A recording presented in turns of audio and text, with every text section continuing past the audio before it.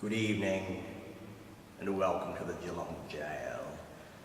Now tonight, I would like to share with you my favourite escape. You see, it happened where we're standing in October 1889. We have two prisoners, a man by the name of Josh Clark. He was known as one of the hardest criminals in Victoria's history. You see, he was housed in the cell beside me, number 7. Now his closest friend here in the jail, Christopher Fennell. You see, he was in cell 13, just on the other side.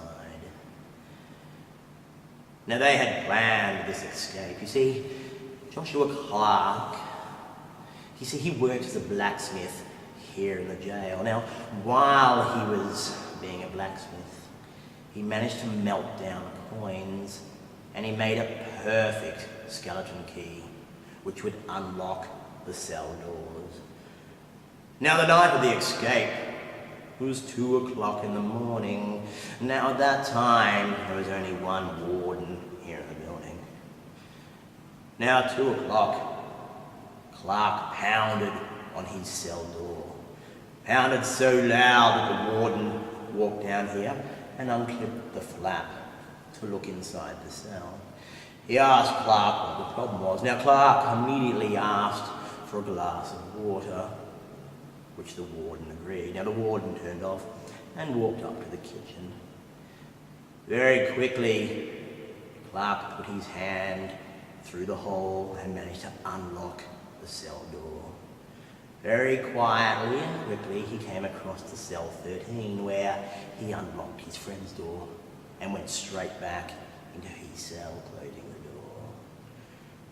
And when the warden returned with the glass, he gave it to Clark here. But very quickly, Fennell walked up behind the warden and grabbed him, squeezing him by the neck and dropping him to the ground. Clark opened up his door, and the two of them told him to be very quiet. Do not make a noise or we shall kill you. They dragged him up into the kitchen, where they tied him to the kitchen bench. He wasn't found until about 6 o'clock in the morning. Now the two lads got out of the building. They scaled an external wall, and they were gone.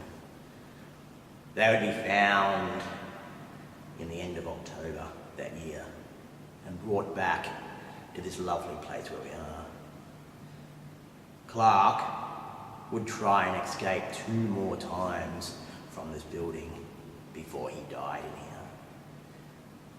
Clark spent 85 years of his life behind bars.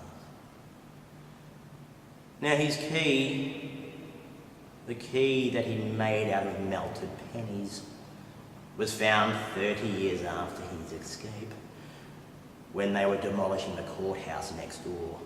They found the key. Even then, it still managed to open up the cell doors. Very smart man.